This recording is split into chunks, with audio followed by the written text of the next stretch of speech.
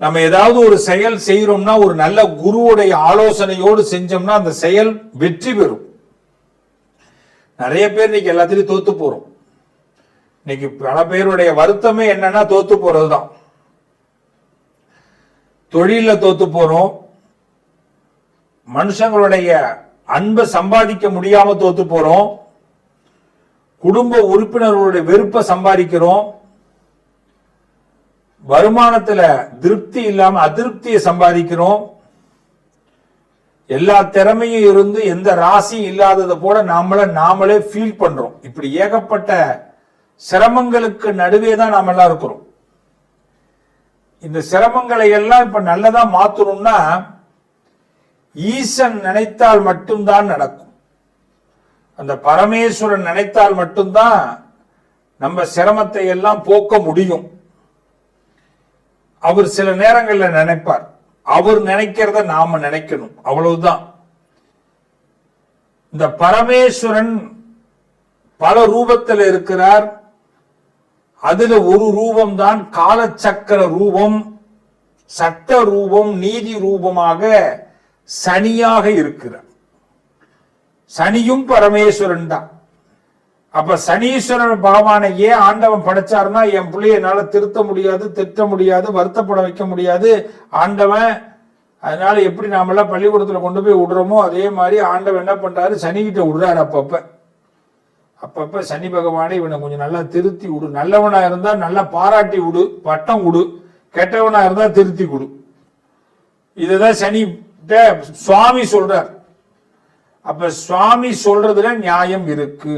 அப்பப்ப நம்மள டிங்கரிங் பட்டியல பாத்துக்கணும், அப்பப்ப நம்ம ஓவர் ஆயில் பண்ணிக்கணும், சர்வீஸ் பண்ணிக்கணும். நம்மள எப்படி லேப்டாப்லயும் நம்மள சர்வீஸ் பண்ணிக்கிறோமோ அதே மாதிரி நம்மள நாம சர்வீஸ் பண்ணிக்கணும். இப்படி சர்வீஸ் பண்றதுதான் சனி, அவருடைய வேலை.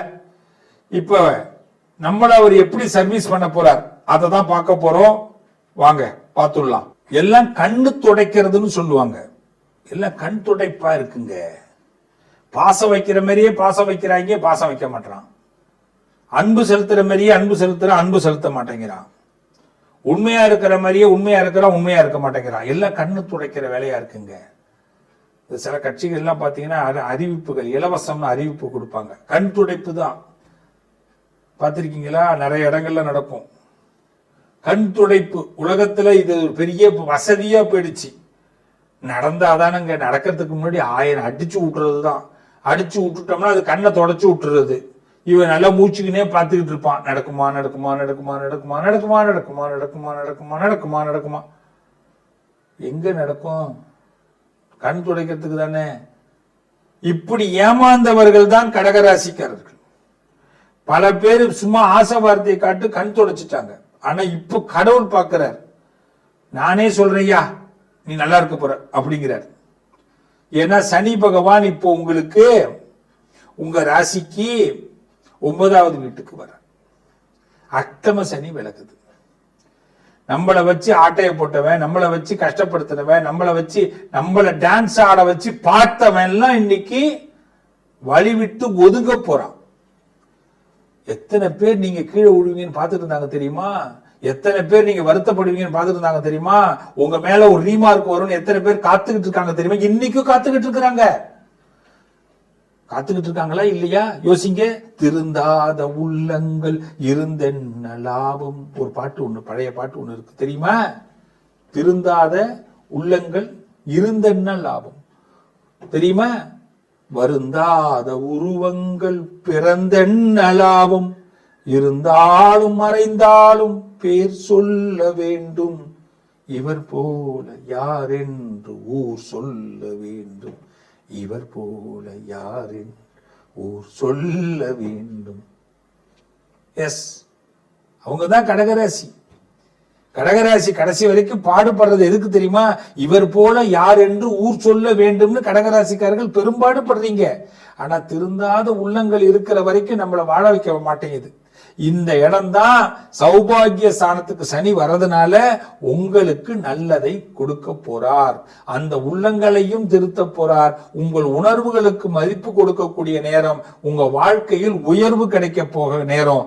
நீங்க இப்ப என்ன திட்டம் போட்டிருந்தாலும், என்ன யோசனை பண்ணி வச்சிருந்தாலும் அதெல்லாம் நடக்க போகுது பிள்ளைகளா.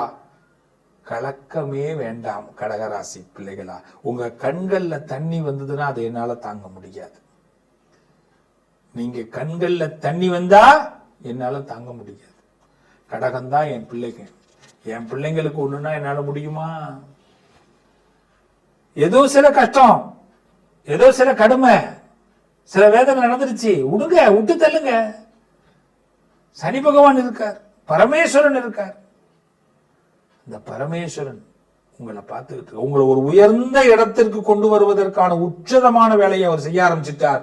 சோ கடகராசிக்காரர்களுக்கு நீங்க நினைச்சது நடக்க போகுது. உன்னதமான வேலைகள் ஆரம்பமாக போகுது. இந்த வார்த்தையை தயவு செய்து நம்புங்க. ஆமாம் போங்கன்னு மட்டும் சொல்லிடாதீங்க. நான் நம்புறேன்ப்பா அப்படின்னு சொல்லுங்க. கமெண்ட்ல சொல்லுங்க, நான் நம்புறேன்ப்பா சொல்லுங்க. இந்த அப்பா கண்டிப்பா உங்களுக்காக நான் பிரார்த்தனை பண்ணுவேன். சனி கெடுக்க மாட்டார். சனியுடைய ஆட்டத்தில் இது ஒரு நல்ல திருப்பங்கள். கடகராசியை உயர்த்த போறார். உயர்வுக்கு வரப்போறீங்க. நான் சொன்ன பாட்டை மட்டும் ஞாபகம் வச்சிங்க. நீங்க ஊர் சொல்லக்கூடிய பிள்ளையாக, ஊர் பாராட்டக்கூடிய பிள்ளைகளாக வரப்போறீங்க. கண்டிப்பா உங்க திட்டம் பலிக்கும், நல்லது நடக்கும். இந்த பரிகாரம் போது எல்லாரும் பண்ற ஒரு பெரிய தப்பு என்ன தெரியுமா? யாருக்கு தெரியாம போய் பண்ணிட்டு வரும். அதுதான் தவறு.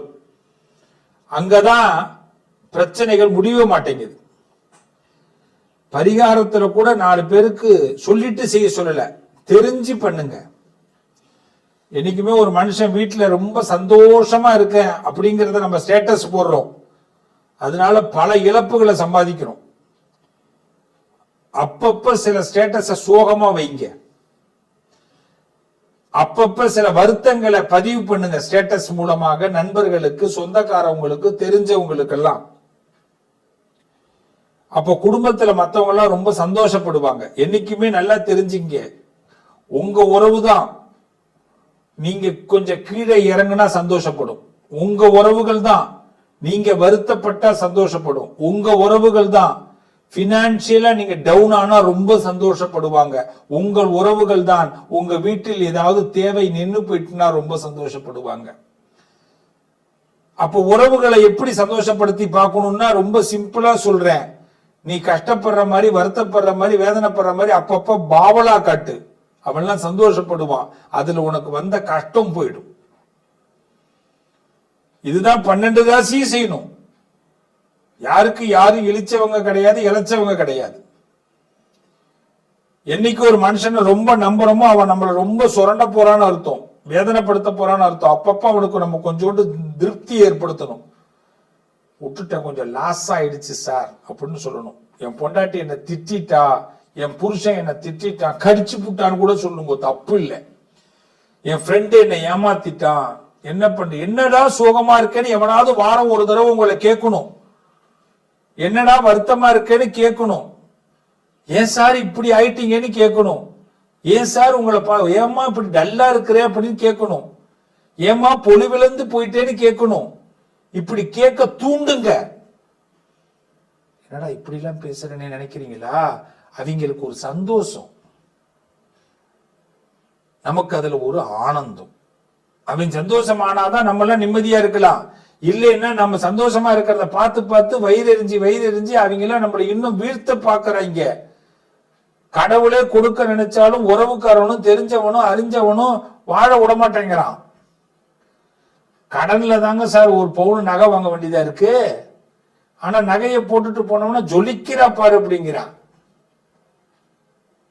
எவ்வளவு வருத்தம் இருக்கு. பிள்ளைகளை ஒரு இடத்துக்கு ஆளாக்கி தேலாக்கி நல்லா வரணும், நான் பெத்தவங்க எவ்வளவு கஷ்டப்படுறோம். எந்த பிள்ளையாவது திரும்பி பார்த்து ரொம்ப தேங்க்ஸ்மா அப்பா, ரொம்ப தேங்க்ஸ்பா அப்படின்னு சொல்லியிருக்கா? இன்னொரு அப்பா அம்மாட்ட சொல்லுவாங்க, எங்க அப்பா அம்மா எல்லாம் அந்த அளவுக்கு ஒன்றும் செய்யறதே கிடையாது, உங்களை மாதிரி எங்க அப்பா அம்மா கிடையாது. இவன் போய் அவன்கிட்ட சொல்லுவான், அவன் பிள்ளை இன்னொருத்தன்ட்ட போய் சொல்லுவான். பெத்த பிள்ளைங்க கூட திருப்தி அடைய மாட்டேங்குது. உலகம் அப்படிப்பட்ட உலகத்துல இருக்கிறோம். அப்ப கடவுள் சில சூத்திரங்களா, எதுக்கு இதிகாசங்கள் புராணங்கள்லாம் படிக்கிறோம்? மனுஷனுடைய மனசை தெரிஞ்சுக்கிறதுக்கு தான். இதை பட்டு தெரிஞ்சுக்க கூடாதுதான், படிச்சு தெரிஞ்சுக்கன்னா. பெரியவர்கள்லாம் எதுக்கு இதெல்லாம் எழுதி வச்சான்னா, நீ கஷ்டப்படாதரா, பட்டு பட்டு தெரிஞ்சுக்க கூடாதரா, எல்லாத்தையும் எவ்வளவு பட்டினா அதுல கஷ்டமா வருது, உன்னால தாங்க முடியல, படிச்சு தெரிஞ்சுக்கோ அப்படின்னா. நம்ம என்ன பண்றோம்? படிக்கவும் மாட்டேங்கிறோம், பட்டுதான் தெரிஞ்சுக்கிறோம். அதனால இந்த சனி பெயர்ச்சியில, இந்த சனி பெயர்ச்சி உங்களுக்கு சங்கடத்தை கொடுக்க மாட்டார். முதல்ல அதை நம்புங்க. சங்கடம்ங்கிறது நம்ம பக்கத்துல இருக்கிற சங்கடத்தினாலதான். எல்லா சங்கடம் உறவு தான் சங்கடம். அது எந்த உறவு வேணாலும் நீங்க வச்சுக்கோங்க, அதுதான் சங்கடம். யாரு மேல அதிகமா நம்பிக்கை வைக்கிறீங்களோ அது சங்கடம். யாரு மேல அதிகமா பணத்தை கட்டுறீங்களோ அது சங்கடம். இனிமே சங்கடத்தை எல்லாம் பார்த்து சமாளிங்க. ரொம்ப சிம்பிளா சொல்றேன், எல்லாரும் பிள்ளையார கும்பிடுங்க. காலையில 5 முறை குட்டிக்குங்க, முட்டிக்காதீங்க. குட்டிக்கலன்னா முட்டிக்கணும். 5 டைம்ஸ் இப்படி குட்டிக்கிட்டீங்கன்னா புத்தி நல்லா வேலை செய்யும், பிரெயின் நல்லா ஆக்டிவ் ஆகும். குட்டிக்க மறந்துட்டோம்னா செவுத்துல போய் முட்டிக்க வேண்டியது. தப்பு பண்ணிட்டனே. பிராணாயாமம் பண்ணணும். மூக்க நல்லா அப்படி மூச்சை இழுத்து விடணும் 5 டைம்ஸ். அப்பதான் உள்ள இருக்கக்கூடிய சுவாசங்கள்லாம் நமக்கு நல்ல சீரா வேலை செய்ய ஆரம்பிக்கும். இது சீரா வேலை செய்யலன்னா நாம சிறப்பா வேலை செய்ய முடியாது, டென்ஷன் ஆயிடுவோம். தோப்பு கரணம் போடணும். காலையில பிள்ளையார் கோயில்ல தான் போய் போடணும், இல்லை வீட்டிலேயே போடலாம். நல்லா மண்டிட்டு போடணும். முடியாதவங்க அட்லீஸ்ட் பாவனையாவது தோப்பு கரணம் போடணும். 2 காது இப்படி மாறுது. அப்பதான் ஞாபக சக்தி வளரும். நம்ம நிறைய மறந்துடுறோம். நல்லதை மறக்கிறோமோ இல்லையோ, கெட்டதை மறக்க கூடாது. சில பேர் பண்ண கெட்டதை தான் ஞாபகம் வச்சுக்கணும். சில பேரோட குணத்தை மறந்துடக்கூடாது. நம்ம பண்ற பெரிய தப்பே அவன் பண்ண தப்ப மறந்துட்டு, அவன் குணத்தை மறந்துட்டு, அவனோடய நம்ம பாராட்டுவோம், பழகுவோம், திருப்பி நம்மளை ஏமாத்துவான். திருப்பி பாராட்டுவோம், பழகுவோம், திருப்பி ஏமாத்துவான். ஞாபகம் வச்சுக்கணும் டெய்லி. இதுக்குதான் காலையில பிள்ளையார கும்பிட்டது. இனிமேல் இப்படிதான் நினைச்சு கும்பிடணும் பிள்ளையார. ரைட்டா? அவரை புத்திசாலித்தனத்தை கொடுக்கிறார். பிரத்யேகமா நம்மளை அறிவு புரட்சி பண்ண வைக்கிறார். அதான் பிள்ளையார். சனிக்கிழமை ஆஞ்சநேயர் கோயிலுக்கு போயிடணும். இனிமேல் எல்லாரும் ஆஞ்சநேயரை போய் அர்ச்சனை பண்ணணும். ஆஞ்சநேயர்கிட்ட எனக்கு புத்தி கொடு, சக்தி கொடு, தைரியத்தை கொடு. எல்லா பேர்லையும் ஏமாத்துறான். என்னோட எல்லாருடைய வாழ்க்கையிலுமே ஒண்ணு நல்லா தெரிஞ்சுங்க, உங்களோட மைனஸ் என்னன்னு தெரிஞ்சுட்டு உங்களை ஏமாத்துறான். இதுதான் உலகம். அதனால ஆஞ்சநேயரை கும்பிடுங்க. இந்த சனி பெயர்ச்சி சகல நன்மையும் கொடுக்கும். நம்பி இருங்கோ, நல்லது நடக்கும். மீண்டும் உங்களை சந்திப்போம். வாழ்த்துக்கள்.